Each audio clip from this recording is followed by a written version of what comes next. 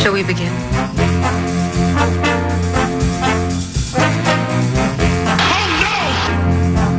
Oh, well.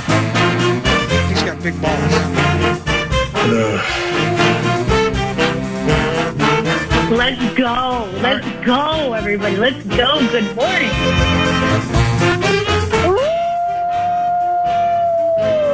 We're coming. We're coming. 9 to noon. You like that? This is an old-fashioned ass kicking right here. And that's a fact. Good stuff. Personal foul. Clipping. 9 to noon.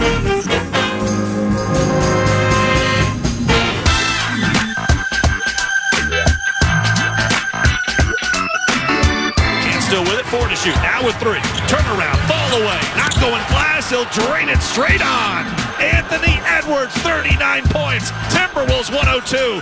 Nuggets, 91. Up 11 with 1:36 left to play. The horn will sound here in Denver, and the Timberwolves have taken game 1. They stunned the Nuggets on their home floor. They win at 106-99 behind 43 points from Anthony Edwards. Big-time second-half burst by the Timberwolves offense. Ooh!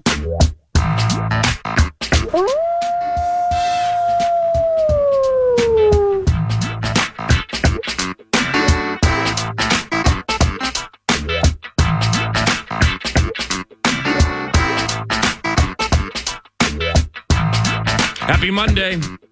Happy Monday. This is 9 to noon at FM 100.3 KFAN. 9 to noon, your time slot for the Howl leader. Give us a nice quick howl there, Mr. Nordquist. And here is Minnesota Timberwolves head coach Chris Finch. Thanks to Prize Picks, Daily Fantasy Made Easy, and Second Harvest Heartland and twoharvest.org. Game 2 of the series against the champs is tonight on KFAN and at 9 o'clock. And from downtown Denver, here's the hobbled head coach, Mr. Chris Finch. Chris, good morning.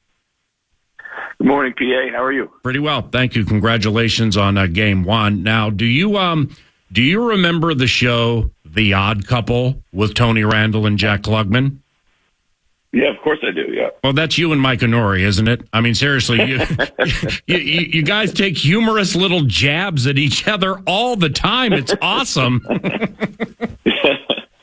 Yeah, no, we're very, very close, both in our personalities, our friendship, and our basketball kind of philosophy is probably one of the most aligned I've ever been around of all the guys I've ever worked with. And, not having come from the same background and not having ever worked together before we came here to work with Mike Malone and the Nuggets staff, I just was a guy I connected with immediately. And I always knew if I had a chance to get an opportunity to build my own staff, that Mike was going to be the first call.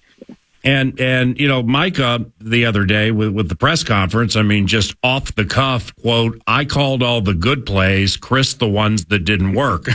End quote. Yeah. And I mean, there's a certain degree of confidence one has to have to say something like that. But it also is born of truly how close you guys have become in really a short amount of time, right? Yeah, I think so. I mean, it's not, and it's also just not Micah and I. I mean, I'm lucky to have just an incredibly close, talented, and egoless staff, and right. That's really the key. I mean, there's a lot of smart people, at the highest levels of anything that you do.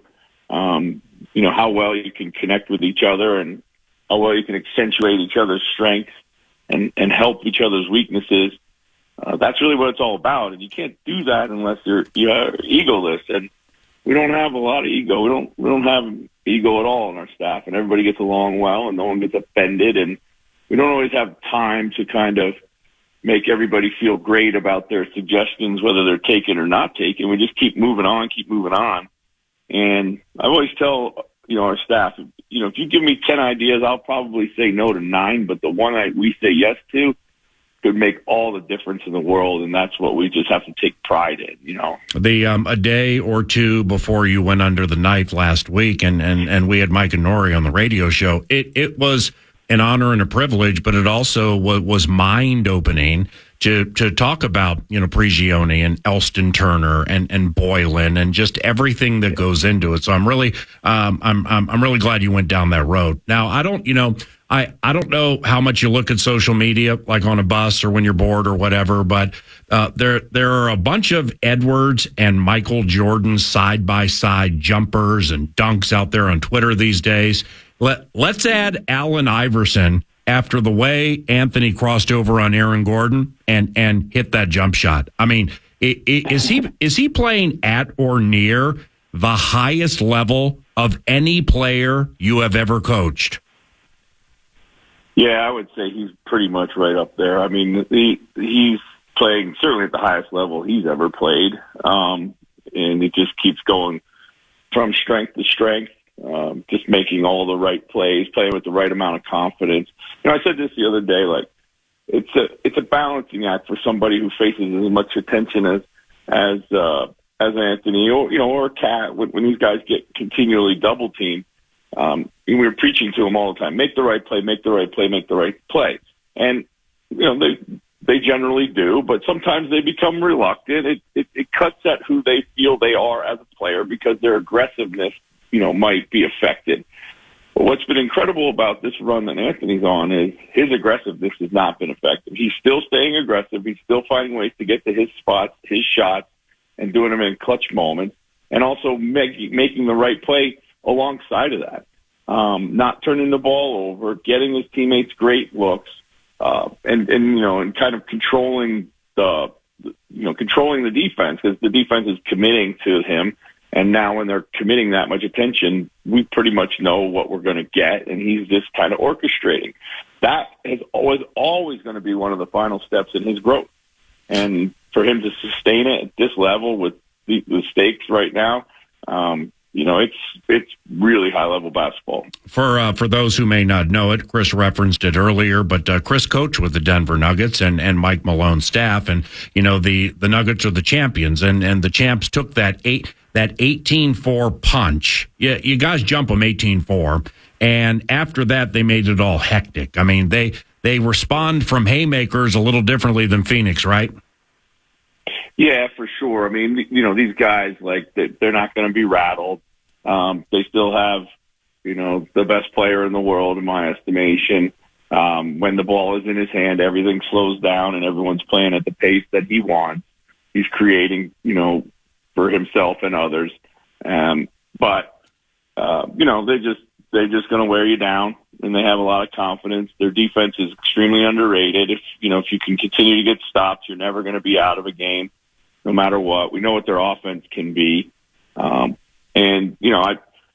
I thought we helped them a little bit, as I thought, our bench came in and, some nerves and just some ratty play that we hadn't really shown, some kind of uncharacteristic play. I think it was really kind of game one excitement that had creeped in. But once we got to halftime, we talked about it. We got settled in, and our bench was just as key as anything else in that second half, whether it be the defense that they were playing or just kind of the connectivity that they brought, and the most obvious one was, Naz Reid's scoring burst at the time when we needed the most.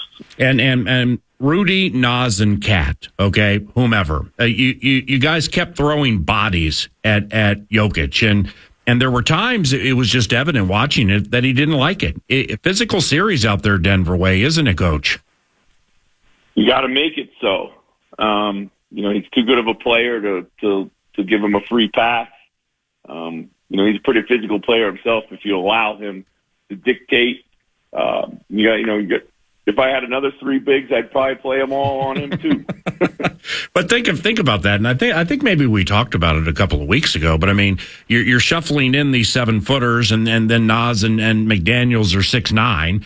And that's what your offense is predicated to a certain extent at times with that inside out game, which in a 3-point shooting league, that's your version of like in the NFL running to pass and like beating on teams with the running game to wear them down in the fourth quarter. Is that a fair analogy? Yeah, I would think so. I mean, we definitely talked about it from day one of this season when we got together. Our mantra is that we have to do the things that big teams do, and that's be physical, win the paint, both ends of the floor, rebound at a high level, defend with length, be there all the time. We should be able to close down, space with our length and everything, and put our bodies on people. We have the ability to do that, and we have great depth. Kyle Anderson, 6'10". Let's not forget. Like we have lineups that we can put out there that are bigger than any other team in the league. And now we haven't necessarily gone to these complete lineups, but I can get a lineup with 2 7-footers, a 6'10" point guard and Anderson, McDaniels on the wing at 6'9", and then if you want to throw in Naz Reid or Anthony, obviously that leaves Anthony as the smallest guy on the floor, and he surely doesn't play small. So it's been part of our identity. It'll continue to be so, and guys understand what it means to the way we have to play. Chris Finch, weekly 9 to noon, courtesy of Prize Picks, Daily Fantasy Made Easy, and Second Harvest Heartland. Chris Finch is on the board for Second Harvest Heartland and 2harvest.org. Now, with Chris, with Anthony going immortality on it, and in a standalone game with that 43 on amazing 17 of 29 shooting, you still absolutely needed Conley, Cat, and Naz to come through. And in the second half, they went a combined 17 of 19. 6 of 6 on threes for 41 points. I mean, that's amazing after the three started 3 for 13 in the first half. It was so key, right? Absolutely. I mean, I thought for the first half, Anthony came in, he locked in, he got off to a great start, and he really got most of his stuff in the flow with being aggressive, came out with the mindset to set the tone. And some other looks that we got just didn't go in. But thankfully, Anthony carried us in that first half. And in the second half, as long as we kept generating the right looks, which we were able to do, guys were, going to get on track. And I think underrated part of the game was, Cat's beginning of the third. He really kind of took over there, had a bunch of points early, we had turned the momentum back in our favor, regardless of what the score was. We kind of felt like, all right, here we go. We got our rhythm now offensively, and that allowed other people to kind of get involved, And Mike's now in this aggressive scoring vein that he's been in for the last 30 games, and we know at some point he's going to jump up and make shots. And then Naz, talk about growth for young players. He's done it all year long, but when he was a rookie for sure, or his second year in the league, he wouldn't have the ability to survive poor starts, but he stayed focused, stayed in the game, stayed confident, and then put that run together in the fourth that, pretty much sealed the deal. Hey, Chris, you guys have won all 5 playoff third quarters and are plus 43 in those games. You were plus 6 at Denver. Why? I mean, what's leading to that common thread? What I'm really impressed with our team right now is our focus. Whether it's our focus coming into a series, or focus coming into our game, or focus coming out of halftime. It's at a high level. I think guys understand exactly what the mission is, what needs to be done on the court, how to execute it. And, a lot of it surrounds our defense, and, maybe finding better shots. Because every time in the playoffs, you're going to face some adjustments, and we get a chance to talk about those at halftime and say, hey, this is what they're doing different this game that they didn't do last. This is what our counter will be at this time of the year. I'm not going to say we've seen it all, but we've got some working knowledge and understanding of a lot of different things, and guys' ability to put that into play. And it helps when you have experience in Mike Conley and Rudy and Kyle Anderson and these guys who, kind of been there and really good at thinking their way through a game. How early in the game, Chris, like right when it started, and your spot in the second row or your spot on the bench? I mean, like how long did it take you to look around and like not hate where you were sitting? Well, yeah, no, listen, it's definitely a different experience, but the fortunate thing is, like, I got guys that I trust. Micah's really good. He's really good at game management anyway, which is the most important skill set you need if you're stepping in to kind of take the reign. I could see the whole game. I could be engaged with the coaching staff. I could be engaged with the players. The conversations and the messaging was as normal. Just the interaction with the players and the referees and stuff like that on the floor. Obviously it was not the same. But listen, it's going to take a few more games. We'll keep working on it. The rhythm of it. This is our new reality. This team's so much fun to be around, so much fun to coach. I don't want to miss it for anything in any way, shape, or form that I can be there. On the bench and still, kind of carry the messages that need to be carried. That's the most important thing. But, just got to adjust. That's what leadership's about. You got to adjust to whatever your new circumstances are. Yes, sir. Amen with that. Were you tempted to jump out of the chair and test the knee when Kirkland hit Anthony with the technical? Yeah, I mean, there were a few times. I think it might be good to be back there where you can't gain access to the referees like you would like to. But yeah, I've seen that a couple times, and I don't know what if it's a new point of emphasis in the league right now. But we've seen it a few times in the playoffs already. A little bit of an overreaction. Didn't think there was too much there.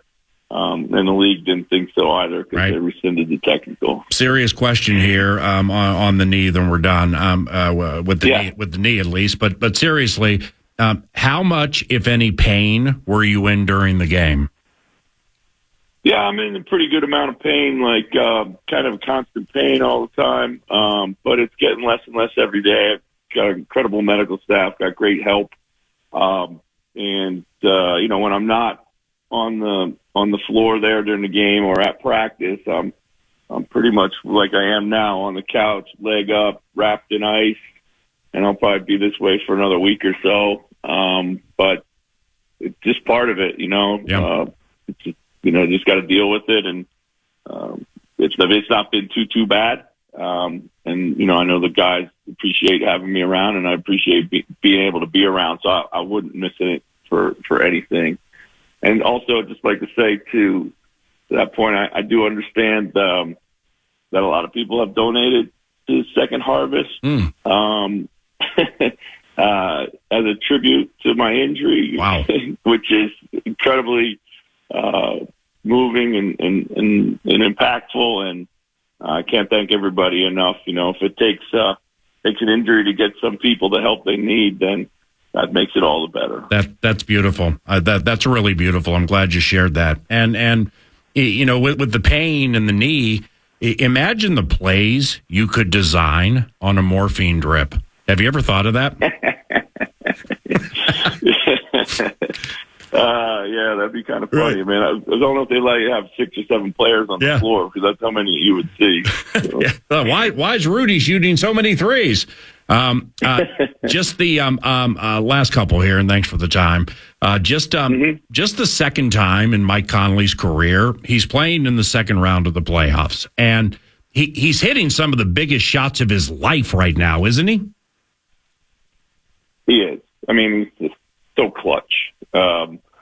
And every time he shoots the ball, I think it's going to go in. And it feels like the game goes on, he becomes more accurate, more confident, knows exactly when he's going to, take his shots, kind of been picking his spots all game. But, when we need him to make shots, he's been making them. And again, that's kind of a bit of a change from the way he played most of the season, because he played mostly as a true point guard, and that kind of selflessness has really helped make our lineup and two bigs and all that kind of stuff work.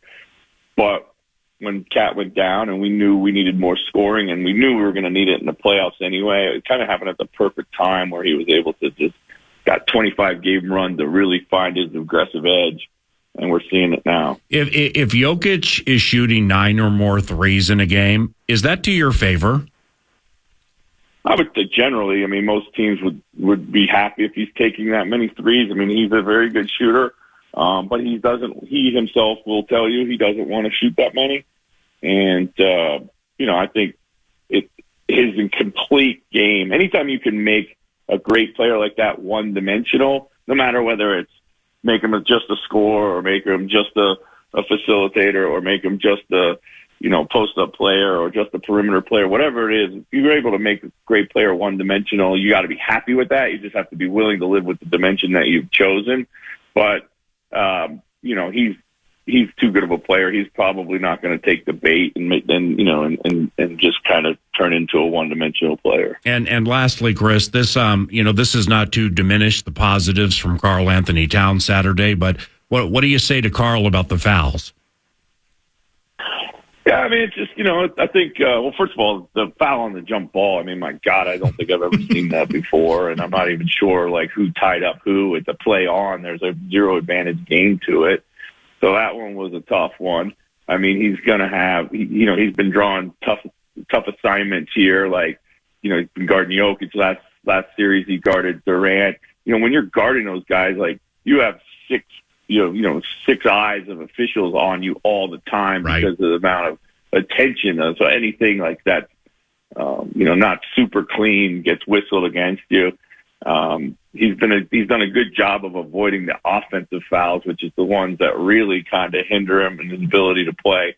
But it's like the other day, I normally would have let him play with the 3 fouls, but I just, I knew that as we were going to get to some lineups down the road, I needed him out there, with the extra foul in his pocket to be able to play. So, he's done a good job, I think, of managing it, honestly, and we are fortunately deep enough to be able to survive some of that. But his postseason has been understated, very, very good for us. What do you expect tonight, just overall, specifically from Denver? Yeah, I mean, they've been talking about getting off to better starts. They haven't started well all postseason. I would expect a super hot start. The way that's going to manifest itself is a lot of transition. They're going to try to run us up and down, try to avoid us in the half court, try to force some cross matches I think that they could take advantage of. I'd expect Murray to be really aggressive. And then I would expect multiple bodies thrown at Anthony in every situation possible. You're fantastic, and that's awesome news about Second Harvest Heartland. So thanks for sharing that. Best of luck tonight, and we'll chat later in the week. Appreciate it, PA. Thanks for everything. Yes, sir. See you, bud. Bye-bye. Chris Finch, coach of the Minnesota Timberwolves. He's our hobbled leader of the Howl. Awesome. It doesn't matter how you get to the winner's circle with Second Harvest Heartland and helping a philanthropic charge that feeds starving individuals all over the world, but specifically the Twin Cities, in honor of Chris Finch, who's on the board. It's twoharvest.org, twoharvest.org, if you would like to join that charge and aid in the name of Chris. That was beautiful. Nordo produces, and I'm Paul Allen. We howl today several times, including around the corner with a man named Mike Singer. He's an elite Denver Nuggets mind and wrote for the Denver Post for many, many years. He's attending all these games, has some really good opinions.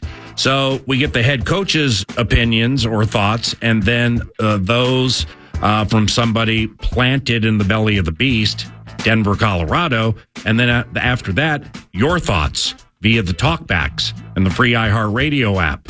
So we're jammed up today. Dave St. Peter, president of the Minnesota Twins, joins at 10 o'clock. Jim Peterson analyzing the Wolves series with Alan Horton on KFAN, Game 1, and tonight and the rest of the run, hopefully through the NBA Finals.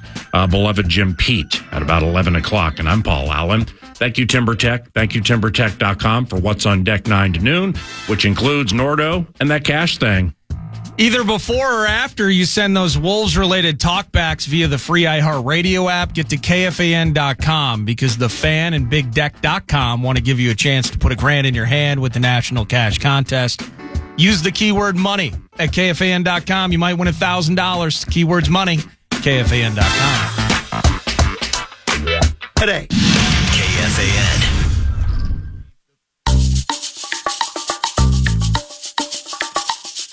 Alrighty, let's get into the other side of the story.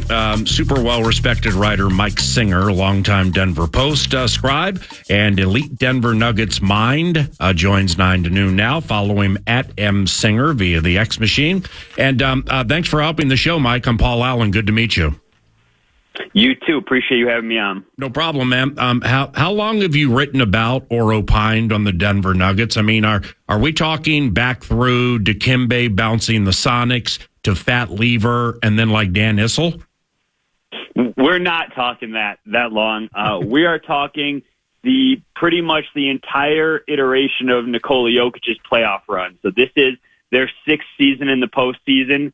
6th consecutive year around Nikola Jokic in the playoffs, and I've been here the entire time. So how vividly do you remember Chris Finch and/or Micah Nori, the 1 and 1A for the Timberwolves when they were with Coach Malone? Well, I mean, both those guys I think were integral to Nikola Jokic's development. I think Chris Finch, and I've actually talked to him about this, was integral in kind of establishing the offense that the Nuggets run around Nikola Jokic, in kind of making him the hub or the fulcrum of the offense moving forward. So he was essential. And then Micah Nori, as has been well documented, has an extremely close relationship with Joker as well. They mess around all the time. I think Nikola likes that he can keep it light and but is really smart at the same time, but doesn't take himself too seriously. And so I think that's kind of the staple of the Finch-Nori pairing, is that they're extremely prepared, extremely smart, and yet they understand, this is not life or death, but at the same time, they can laugh at themselves, which I think is a huge advantage. Amen to that. Mike, what surprised you about Game 1, the loss by the Nuggets to the underdog Timberwolves? Yeah, I was surprised at how flustered the Nuggets were. I mean, the Nuggets have not started out games well throughout this entire postseason. They struggled in the first quarters against the Lakers, and then obviously the 18-4 start against the T-Wolves was just pretty jarring. And I think that's a testament to the Timberwolves defense. Physical, long, versatile, but in general, you expect to see the Nuggets, historically one of the best offenses over the last 5-6 years, operate and execute and kind of establish their will and do what they want. But Timberwolves' versatility, that got them out of their system. It got them out of their comfort zone. And it's not often that you see Nikola Jokic turn the ball over 7 times, have an inefficient shooting night. I don't care that he almost had a triple-double. That is a massive win for the Minnesota Timberwolves. And the trickle-down effect of Jamal Murray's injury, the fact that he doesn't look right, in my opinion, from that calf, is that there is more onus and more responsibility on Jokic's shoulders to carry the offense, when generally you can trust Jamal to kind of shoulder some of that. And so the Timberwolves saw that. They exploited that. They attacked Jamal on defense. And frankly, it seemed like they were okay with letting him shoot on offense. So, to me, a lot of stuff hinges on Jamal Murray's calf and how he looks going forward. I realize he has 1 day off, before tonight's game 2, because if he is compromised, I don't know that I would use the word underdog to describe the Minnesota Timberwolves. Yeah, and they're now, like with DraftKings or FanDuel, places like that, I think the Timberwolves are now favored to represent the Western Conference in the NBA Finals. So, right, the underdog tag that way certainly is not in play. Mike Singer, longtime Denver Post writer, elite Denver Nuggets mind, at msinger via Twitter to follow him, certainly during these games.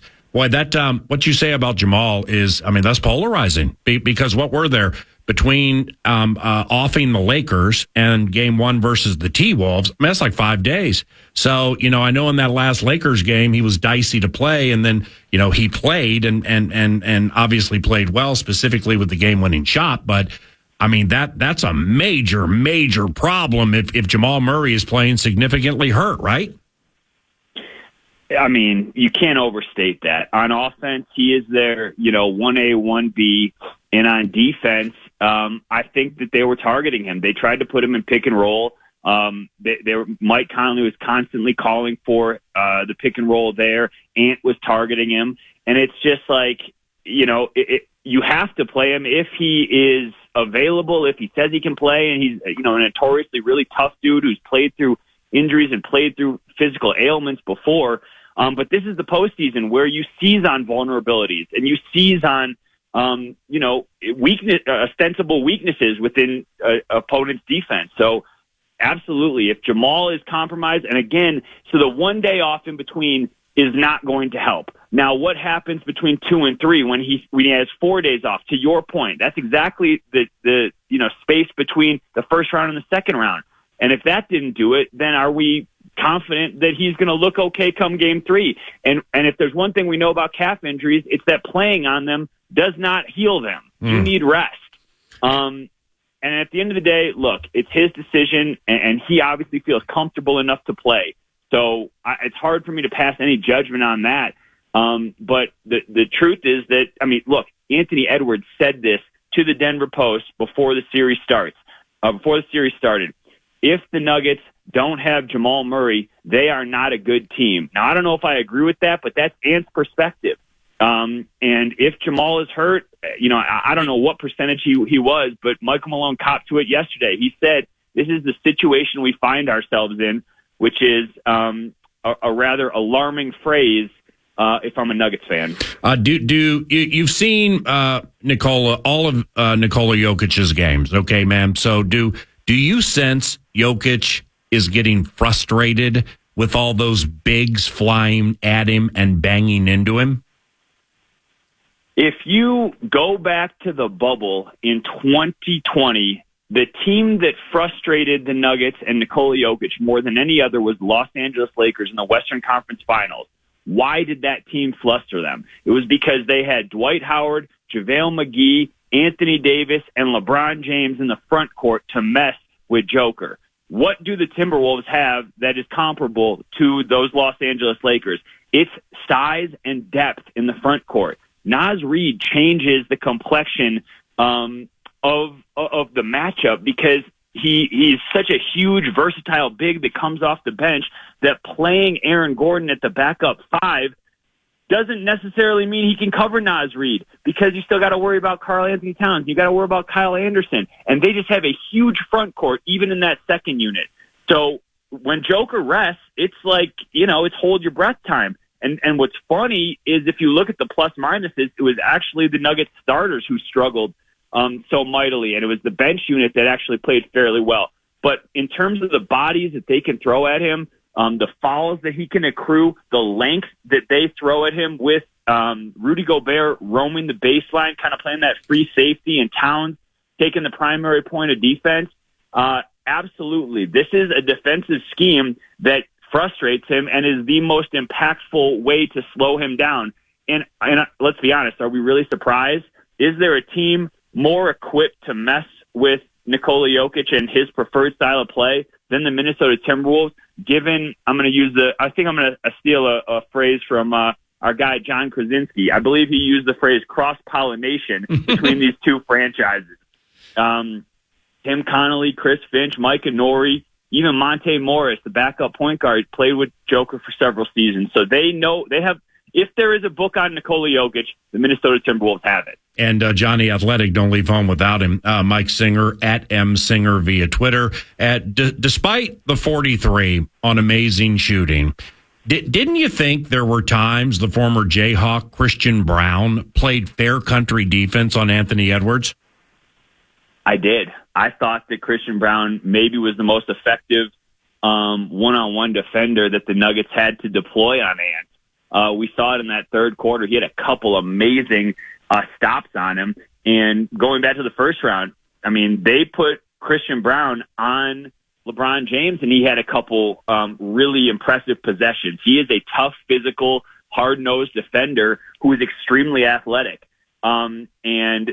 If we really just wanted to distill what happened in Game 1, it was that KCP, the Nuggets' initial defender on Ant, was not able to contain him. He got through him. It was almost like he didn't see KCP. And then they tried Aaron Gordon, and Aaron Gordon wasn't shifty enough to stay with Ant. And then they finally put CB on him, and yes, Christian had some success. The other guy that, I tweeted this out, the other guy that I would predict that they might try to put on Ant just to slow him down for his range and versatility is a deep reserve on the Nuggets. His name is Peyton Watson. Yeah. He kind of played sparingly in Game 1, but he has the capability to be an elite defender, is an excellent, excellent shot blocker, and just to get in Ant's airspace, I think that it's a worthwhile try to try to look at CB and Peyton Watson on Anthony Edwards, because that dude did not see anybody in Game 1. The physicality, the playmaking, the confidence, the toughness, the hang time. I'm not going to invoke that guy number 23 that a lot of other people try to, but I mean, I understand the comparison. I don't think it's that out of left field. What how antithetical, Mike? Time for two more, Mike Singer. How antithetical is it to trends of the NBA for the Timberwolves to play and rely on 7-footers like Rudy Gobert and Karl Anthony Towns, then hit you with 6'10" Kyle Anderson and multifaceted 6'9" guys like Naz Reid and Jaden McDaniels? I mean, how much does that fly in the face of league trends? I don't know that it's league trends, because honestly, I think that in some circles that is an ideal. There's a phrase, positional size, that GMs love to toss around. And if you can, imbue positional size into your rotations, you inherently have an advantage, especially against a really, really high assist, really good passing team and a team that knows itself like the Nuggets. So if you can just clog up those passing lanes in any way, I think that that's an advantage. So, and again, I'm going to flip this back to the beginning of Joker's career. The Nuggets tried to do this. They tried to go Joker and Yusef Nurkic playing alongside each other. Now, obviously, there's a lot of differences with Rudy and Kat. I get that. But they tried to lean into the size. And I know what Tim Connolly says. I know that, Tim Connolly says that he made that Rudy Gobert trade. He did not have Nikola Jokic in mind and the Nuggets in mind. With all due respect to Tim, I don't really believe you. And I think that he knows better than anybody what gets under Joker's skin, and it's size in waves. And that's frankly how the Timberwolves were built. I mean, I love the way that the Timberwolves were constructed. And I realize that Tim was panned early for that trade. But when you look at optimizing Cat at the 4, optimizing a defense, building it around a young wing like Jaden McDaniels, and then bringing Naz Reid, who can pretty much do everything off the bench as a 4-5 hybrid, that is a scary combo that most teams cannot account for from a personnel standpoint. Preach that, my man. That was beautiful. Last one. It's the Wolves obviously 5-0 in the postseason. They're plus 43 in third quarters. So that's a developing trend and a common thread. But I mean, do you expect the champs to beat the Wolves tonight? And the reason I phrase it like that, Mike, is with that Jamal Murray, either discernment or steam. What do you expect tonight? I think that the Nuggets are going to rebound. I do not see them falling 0-2. That being said, it's funny. I say this in retrospect, and I think I should have had this opinion going into it. I think that these two teams are so well matched and are so familiar with each other and are each so talented that it was foolish of me to think that somebody wasn't going to win on the road. And now that it's already happened and the home court advantage has swung, I don't think it's the last team to win on the road either. Meaning, I fully expect the Nuggets to go on the road and steal one at some point too. So I think this is going to be a long, grueling, physical series. I don't see the defending champions cowering after, one home loss, putting them in a place that they were not throughout all of last year's championship run. facing an 0-1 deficit. I see them rebounding, and, like they kind of needed a wake-up call. They've kind of been a little bit lethargic throughout the first 5-6 games of the postseason, certainly that first round, and then obviously what happened on Saturday night. I see them rebounding, and I see this going back to Minnesota at 1-1. That was terrific, man. Assist to John Krasinski for the hookup between Mike Singer and yours truly, man. But that was outstanding. I don't know if you do much radio work out there Denver way, but, man, if I'm running Altitude or if I'm running KOA, I'm hiring Mike Singer. Thank you very much for the time. I appreciate it, man. I guess I'll send you 12% of my next paycheck. No, I'll do it for 11. Let's stay in touch, all right? See ya. Sounds good, man. Thank you. Yep, Mike Singer, super well-respected writer in the Mile Get High City, formerly with the Denver Post, at M. Singer via the tweet machine. And thank you, Johnny Athletic, for the hook. You're listening to 9 to Noon. This is Howell Central. Nordo produces, and I'm Paul Allen. And let's get some talkbacks going. Now, you've heard from the coach. After that, the other side of the story from the Elite Nuggets mind. What about you? Concerns, compliments of Game 1 and the 5-0 postseason start. And are you beginning to permit yourselves into believing the 2023-24 Minnesota Timberwolves absolutely can get to the NBA Finals? Let that one soak in for a second. Those talkbacks and more howling about the Wolves next. Wolves in 5. Wolves in 5. Wolves in 5. Wolves in 5. Stay alive with the Wolves in 5. Talkbacks off of the Game 1 win, 9 to noon. These champs ain't the Suns. Down 18-4, no panic, metaphorical uppercuts. Champs take the lead as the Timberwolves go super cold with the points, or excuse me, at points of the first half. And they get the money in the Mile Get High City. And tonight, 9 o'clock, you can howl at FM 100.3 KFAN. Timberwolves talkbacks this segment. Anything else up your sleeve over there? PA, all I'm going to say is we truly are starting to look like a dynasty. I don't want to say too early, but, I mean, think of the Patriots. Think about the Warriors. Come on, man. Think about the Bulls back when Jordan and Pippen were around. Okay. I mean, we have good players in depth. It's incredible. And it's really starting to pan out, and I'm happy that Minnesota finally gets the chance to do it. Maybe it goes into the first thing, the 1A, the fill-in bench up and down the sideline. Coach Mike Inori says to the team right before the games, "Get in here! I got one thing to say. This is when the big dogs come out. Okay? Can't roll with the big dogs. Stay on the board." The Timberwolves playing the 7-footers and bigs the way they do in a three-point shooting league, it truly does remind me of a football team who runs to pound on you and beat you up and then fly by you when it matters most in a passing league. You know, the Timberwolves to this point are the most physical team in the playoffs of all of the teams. They are the most defensively daunting and physical team of every team in the playoffs, at least this side of Tibbs' New York Knicks. And that's a credit to the T-Wolves. Yo, PA and Nordo, this is Steve in Florida. I look at it now as, what do the Nuggets have to do to win this thing? The Nuggets have to come back. They have to have all sorts of things go right for them, where the Wolves just need to play their brand of basketball.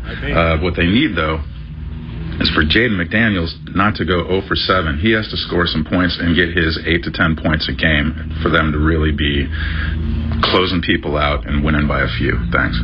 Metaphorical fly in proverbial ointment, but he's right. And you know what had happened in the Phoenix Suns series is the Timberwolves miss a fair amount of wide open corner threes. I mean, that's like the spot on the court all teams covet and set up schemes and designs and diagrams and devices and things like that to craft wide open corner threes. And you know, we don't necessarily get our corner three make on as much as maybe some other teams. Well, and it's funny, too, when you had Chris Finch on, and I've heard you guys talk all season, obviously, in situations where what happened in this spot, Chris? Why wasn't this going right? The 18-4 bid, and they come back and they battle. Mm-hmm. Every single time, Chris is saying, well, we were getting the right looks, they just didn't go in. Right. And the corner three proposition, I mean, they work themselves offensively into spots where you hit that, they're going to have those open looks. And what happened? You mentioned Conley and Cat really producing. I mean, Cat was 5 for 5, 6 for 6 in the third quarter. He was the MVP of the third quarter, really. What was happening? While they were still getting the right looks, they just went in this time. And so those corner threes could be an aspect. And Jaden, as he's been up and down, 8 of 10 shooting one night, last night, the other night he was 0 of 7, those sorts of things. But they're getting the right looks. Just make those shots, gentlemen. And courtesy of Dave Superstats Hanlon, the home game statistician for Alan Horton on KFAN, and now Alan Horton and Jim Peterson. And Jim Pete joins about an hour and 5 minutes from now. When Statsy heard what the set list looked like today, he sent me a couple of text messages last night. Stats and I have been friends through Canterbury Park for many years. And off what you said, Conley, Naz Reid, and Karl Anthony Towns in the first half Saturday, 3 of 13, 1 of 6 on threes, 9 points. Conley, Naz Reid, and Karl Anthony Towns in the second half Saturday, 17 of 19, 6 of 6 on threes, and 41 points. Yeah. And then the Wolves have outscored opponents in every third quarter this postseason. Phoenix, game 1, plus 10. 2, plus 8. Game 3, plus 16. Game 4, plus 3. Denver, game 1, plus 6. They are plus 43 total in third quarters through 5 games. Talk back. What's going on, PA? It's your boy Braden from Tempe, Arizona, checking in live, and I got one thing to say.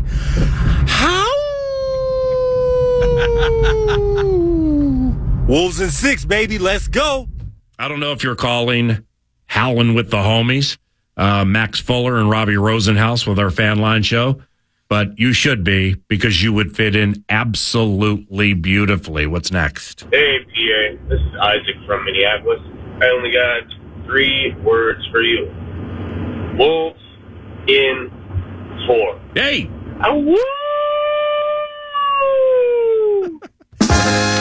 Wolves in 4, he says.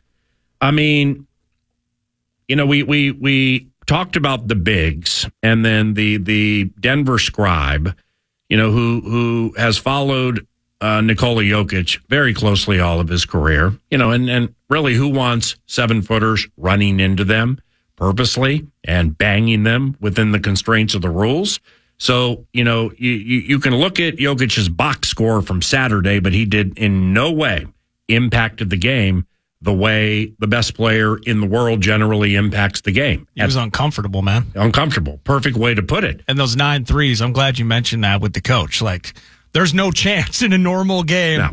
Jokic wants to be 6 feet from the basket, get contact, hit free throws, distribute, do all of that. 9 threes, 2 of 9 from beyond the arc, man. That's bad for Joker. But what about Ant blocking the shot, Carl dribbling the distance for the dunk in the end one? I mean, come on with that. Edwards blocking a shot like Dikembe Mutombo, and Karl Anthony Towns looking like Fat Lever getting down the court and dunking and getting the and one. Hey! All right, well, it's per the Nuggets guest, Mike Singer, at M. Singer. We flustered them. It's a testament to the Minnesota Timberwolves defense. He was pissed off at Jokic's turnover, saying it never happens like that. Like, the coaching staff is targeting Jamal Murray and his bad calf and making him put pressure on said calf and attacking one of their wounded players who happens to be their second best player. It reminds me of KOC. And we shared this during the Viking season. Kevin's as good as I've seen at recognizing players who are playing hurt, like may have missed some practice or missed some time. Dre Greenlaw, linebacker for the 49ers, Monday Night Football. O'Connell tested him like 6 times right out of the gate just to make sure he could run. And he couldn't. And the Vikings won the game. So from the targeting of Jamal Murray's bad calf to flustering the champions, which is a testament to the collective nature of the Minnesota Timberwolves defense, to forcing Nikola Jokic into uncomfortable situations, which eventually lead to turnovers. That's good enough to Hal. All right, Dave St. Peter, president of the Minnesota Twins, joins around the corner. And then we get into Vikes Bites and News du Nord. And about an hour from now, Jim Peterson from Denver to continue this Hal vibe.